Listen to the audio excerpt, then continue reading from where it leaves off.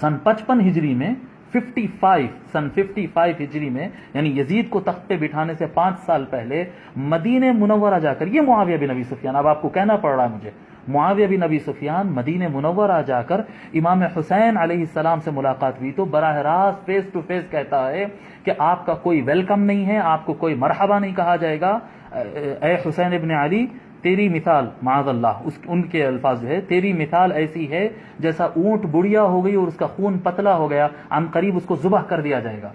یہ ڈائریکٹ دھمکی face to face معاویہ بن ابی سفیان، اٹھائیے پڑھیے الکامل ابن اثیر کو اٹھا کر پڑھیے آپ، ڈائریکٹ فیس ٹو فیس امام حسین کو دھمکی دے رہے ہیں۔ اگر یزید قتل کیا ہے تو یزید بعد میں قتل کیا، دھمکی کس نے دیا تھا، پروگرام کس نے بنایا تھا؟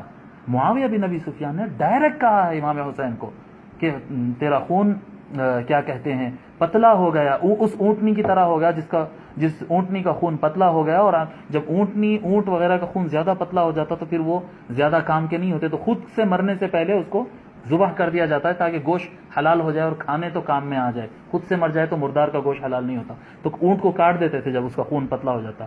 تو تیری مثال اس اونٹ کی طرح ہو گئی، اونٹنی کی طرح ہو گئی جس کا خون پتلا ہو گیا اور عن قریب ذبح کر دی جائے گی۔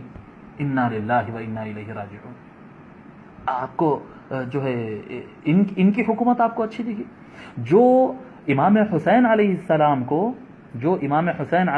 کو براہ راست قتل کی دھمکی دے، جو حضرت حجر بن عدی رضی اللہ تعالیٰ عنہ کا قتل کرا دے، سینئر ترین صحابی اور سابقون الاولون میں سے، جو معاویہ بن ابی سفیان سے 15-20 سال پہلے اسلام قبول کیے، وہ صحابی حضرت عمار بن یاسر رضی اللہ تعالیٰ عنہ، جن کی فضیلت میں حضور صلی اللہ علیہ وسلم بارہا فرمائے کہ عمار لوگ کو جنت کی طرف بلاتا ہے اور باغی ٹولہ اسے جہنم کی طرف بلاتا ہے، یہی باغی ٹولہ معاویہ بن ابی سفیان کا۔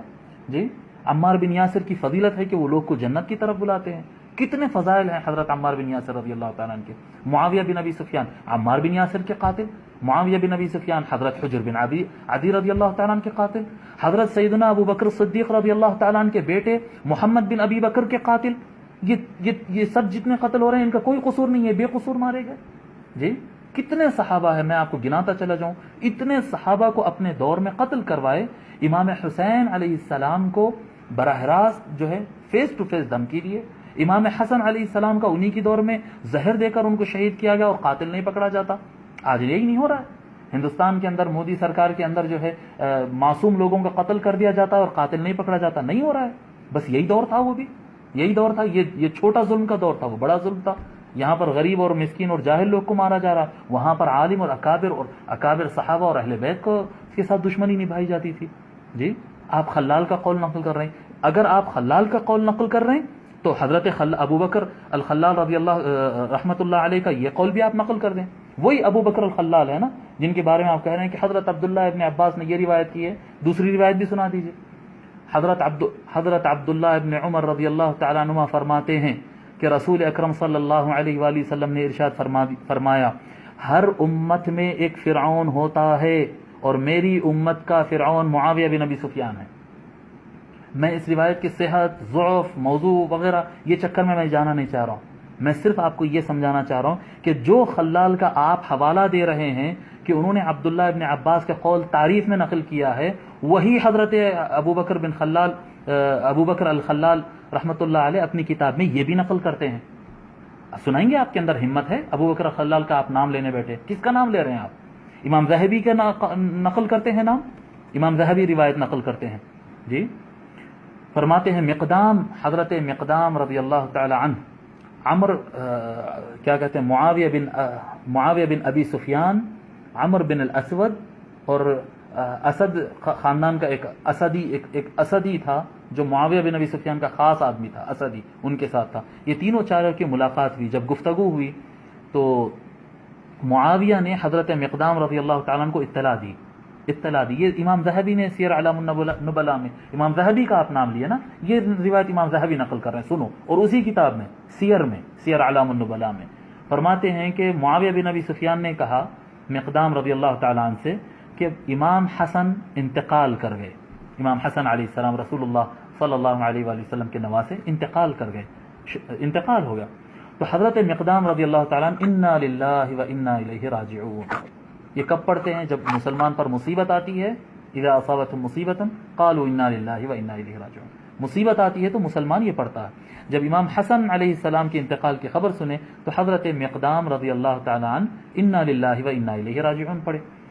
تو معاویہ بن ابی سفیان کہتے ہیں کہ آپ انا للہ و انا الیہ راجعون پڑھے. اتراها مصیبہ، آپ کو لگتا ہے کہ یہ کوئی مصیبت ہے؟ اللہ، امام حسن کی شہادت ان کو مصیبت نہیں لگ رہی ہے. عام مسلمان کے انتقال پر انا للہ پڑھتے ہیں، امام حسن کے انتقال پر انا للہ پڑھے تو معاویہ کو اعتراض ہوا اور اتراها مصیبہ، کیا لگتا ہے آپ کو یہ کوئی مصیبت ہے پڑھنے کے لیے؟ حضرت مقدام نے کہا کیوں نہیں، وقد وضعه رسول اللہ صلی اللہ علیہ وآلہ وسلم فی حجرہ، کیوں مصیبت نہیں ہوگی؟ حضور صلی اللہ علیہ وآلہ وسلم ان کو اپنے گود میں بٹھائے. وقال هذا منی وحسین من علی، اور حضور ان کو امام حسن کو اپنے گود میں بٹھاتے اور کہتے کہ حسن مجھ سے ہے اور حسین علی سے ہے، کہتے تھے. جس کا مقام حضور صلی اللہ علیہ وسلم فرماتے کہ حسن مجھ سے ہے، ان کا انتقال مصیبت نہیں ہے. تو معاویہ بن ابی سفیان اپنے خاص آدمی سے پلٹ کر کہتے ہیں فقال للاسدی، اسدی سے کہتے ہیں پلٹ کر ما تقول انت، اسدی تو بتا تو کیا کہتا ہے؟ تو اسدی کیا کہتا ہے معلوم؟ یہ معاویہ کا خاص آدمی، جمرۃ اطفأها اللہ، جمرۃ اطفئت، یہ بعض روایتوں میں جمرۃ اطفأها اللہ کیا الفاظ ہے. یہاں پر امام ذہبی کے الفاظ ہے کہ انگار کا ڈلہ تھا بجھ گیا. امام حسن علیہ السلام کو کہہ رہے ہیں. امام حسن علیہ السلام کو معاویہ کا خاص آدمی معاویہ کے سامنے یہ بیٹھ کر کہہ رہا ہے کہ جمرۃ اطفئت، آگ کا ڈلہ تھا بجھ گیا. انا للہ و انا الیہ راجعون. ہونا کیا تھا؟ آپ یہ جو آج کے لوگ کہہ رہے ہیں کہ نہیں معاویہ کو بڑی اہل بیت سے محبت تھی، بڑے امام حسن کی تعریف کرتے تھے، تو اٹھ کر حضرت امیر معاویہ اٹھ کر وہ اسدی کو 2 تھپڑ مارنا تھا، جیل بھیجنا تھا اس کو. جی، جن کو حضور صلی اللہ علیہ وسلم نے جنت کے جوانوں کا سردار کہا، اس کی ان سے متعلق آپ ایسی بات کہتے ہیں؟ جیل بھیجنا تھا؟ نہیں جی. فقال المقدام